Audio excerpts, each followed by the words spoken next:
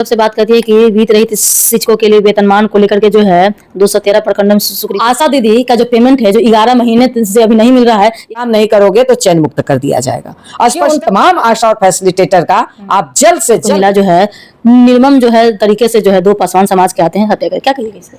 आप समझ लीजिए जो मंदिर में प्रवेश किए और जाति पूछ करके उसकी हत्या। बेगूसराय में तो हद हो गई कि उस महिला के साथ पहले 3 लोग बलात्कार किया, 5 लोगों ने उसके साथ बलात्कार किया, कारतूस का खोखा उसके गुप्तांग में डाल दिया। बेगूसराय के जो हमारे सांसद महोदय हैं, हिंदू मुस्लिम की बात आएगी तो मुंह फाड़ करके चीख चीख करके बोलेंगे, मगर इसने कहा कि जहां वित्त रहित कॉलेज हैं उनको आप अपने डिग्री इसी क्रम में नालंदा के नगर नौसा में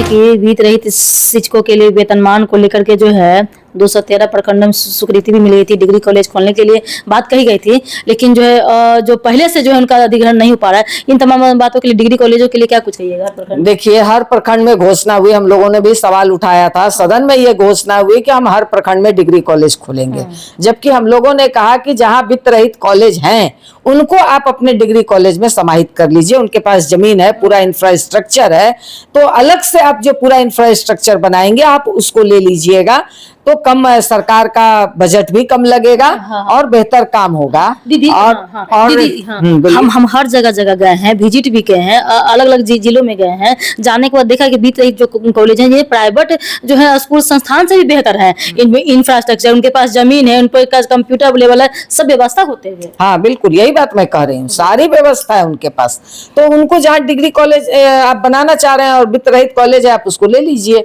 इसी क्रम में नालंदा के नगर नौसा में ये तय हो गया था कि जिला मुख्यालय में बनेगा, मगर नेता अपने प्रभाव से अपने गांव में लेकर के चले गए, और जब लोगों ने इसका विरोध किया तो जम करके आप लाठी चलाते हैं। 39 नौजवान को आज भी जेल में बंद करके रखा है आपने, और घर में घुस करके महिलाओं के साथ जिस बर्बरता का परिचायक आपके प्रशासन ने दिया है, ये कौन सा राज आप लाना चाहते हैं? पूरे महिलाओं की जबरदस्त रूप से पिटाई की आपने, उनके साथ अभद्र व्यवहार किया। आप प्रशासन को कहां ले जाना चाहते हैं? किस तरह की खुली छूट देना चाहते हैं? तो ये बिहार है, बिहार बहुत सारे लोगों को सबक सिखा देता है। बहुत बहुत धन्यवाद दीदी। देखिए दोस्तों, 5 पुत्र की सरकार है, डबल इंजन की है, 5 पुत्र की सरकार है। देखिए 5 पुत्र की सरकार में बहुत अच्छा व्यवस्था तो कर ही रही है, लेकिन क्या व्यवस्था, किस तरीके से, तमाम बातों की जानकारी देख रहे हैं सामने, किस तरीके से डबल इंजन अच्छा रूप से काम करे, क्या व्यवस्था करिए, जो माननीय मेसा शशि यादव जी ने तमाम बातों को आईना दिखाया है। तब तक लिए जय हिंद, जय भारत। देखते रहिए DK channel, like share subscribe करें।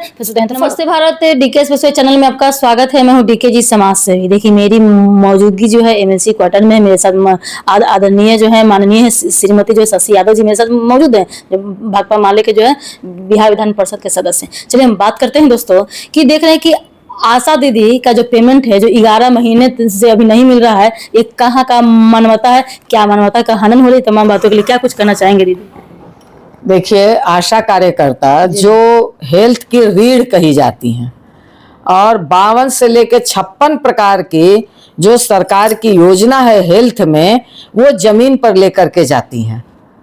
उनका काम है, उनके बिना वो जमीन पर काम हो ही नहीं सकता है, फील्ड में काम हो ही नहीं सकता है, मगर सरकार काम करवा ली है और 11 महीने से उनको पेमेंट नहीं दी है। कोई भी व्यक्ति चाहे वो 2000 कमाए चाहे वो 2 लाख कमाए, अगर उसको 11 महीना से पेमेंट नहीं मिलेगा, कैसे उसका घर परिवार चलेगा?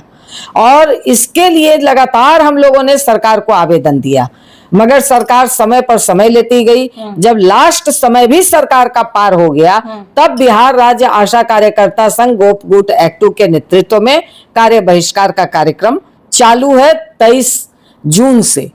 और इस बीच में पोलियो आया। हम लोगों ने कहा कि भाई हम लोग भी चाहते हैं कि पोलियो चले, मगर सरकार ने अभी तक पैसा क्लियर नहीं किया है, जिस वजह से हमारी बहनें आशा और आशा फैसिलिटेटर कार्य बहिष्कार करके बैठी हुई हैं। वो किसी तरह का कोई बाधित नहीं की है काम को, मगर तब भी पदाधिकारियों के द्वारा लगातार धमकी दी जा रही है कि आप काम नहीं करोगे तो चयन मुक्त कर दिया जाएगा। स्पष्टीकरण दर्जनों जगह पे निकाल दिया है। ये कहाँ का मतलब सरकार का नियम है और कानून है? क्योंकि पिछले 2 बार से ये पल्स पोलियो का पैसा तक सरकार ने नहीं दिया है। तो आप क्या आशा कार्यकर्ता और फैसिलिटेटर को बंधुआ मजदूर समझते हैं, गुलाम समझते हैं कि आपसे काम करवा लिया जाएगा और आप उसको काम का दाम नहीं दीजिएगा? तो ये जो है भाजपा की सरकार, डबल इंजन की सरकार है। आप कमीशन खोरी रोक नहीं सकते हैं। लोगों का एक मुश्त अगर पैसा जा रहा है तो अधिकारियों की नजर है कि इसमें से कमीशन मिले और पूरे ऊपर तक कमीशन पहुंचे, तो इस कमीशन खोरी पर लगाम लगे। और उन आशाओं को ये संघर्ष के बल पे 3 महीना से उनका पोर्टल बंद था, दावा वो नहीं कर पा रही थी, तो ये आंदोलन और संघर्ष के बल पे पोर्टल खुल चुका है और दावा हो रहा है। मगर पेमेंट ये आंदोलन के बल पे अभी तक 50% पेमेंट हुआ है और अभी 50% पेमेंट बाकी है। हम आपके चैनल के माध्यम से कहना चाहते हैं कि उन तमाम आशा और फैसिलिटेटर का आप जल्द से जल्द आप पेमेंट कर दीजिए, लोग काम करना शुरू कर देंगी। पोलियो के चैन नहीं टूटेगा, उसका भी काम वो संपन्न करेंगी। और 65 साल उम्र सीमा कर दीजिए, ये डिमांड है। और इसके साथ रिटायरमेंट पैकेज बिहार सरकार दे, जो कि एक कागज का टुकड़ा तक नहीं देती और उसको रिटायर कर देती है। तो इन मांगों को लेकर के संघर्ष जारी है, जारी रहेगा।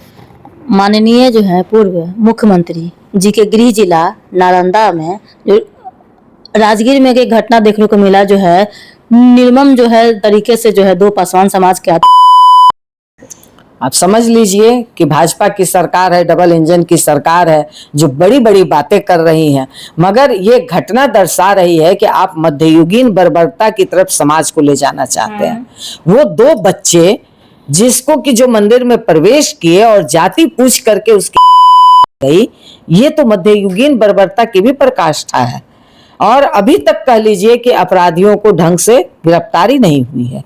ऐसा मतलब कि बेगूसराय में भी महिलाओं के साथ बिल्कुल बेगूसराय में तो हद हो गई कि उस महिला के साथ पहले 3 लोग, वो जाती है थाना में 4 बार 5 बार केस दर्ज करती है, एसपी के पास जाती है, तब भी कोई कार्रवाई नहीं होता है। फिर दोबारा 5 बार 5 लोगों ने उसके और कारतूस का खोखा उसके गुप्तांग में डाल दिया। वो आज भी बेगूसराय सदर अस्पताल में भर्ती है। मैं 2 दिन पहले वहां उनसे मिल करके आई हूं और समझ लीजिए कि उसका भी मुख्य अपराधी अभी तक गिरफ्तार नहीं हुआ है। बेगूसराय के जो हमारे सांसद महोदय हैं, हिंदू मुस्लिम की बात आएगी तो मुंह फाड़ करके चीख चीख करके बोलेंगे, मगर इस तरह की बर्बर घटना हुई है, एक जुबान उनका नहीं खुल रहा है। ये कौन सा आप न्याय, कौन सा सांसदी आप कर रहे हैं? तो इन तमाम प्रश्नों पे सरकार को संजीदा होना पड़ेगा। दीदी एक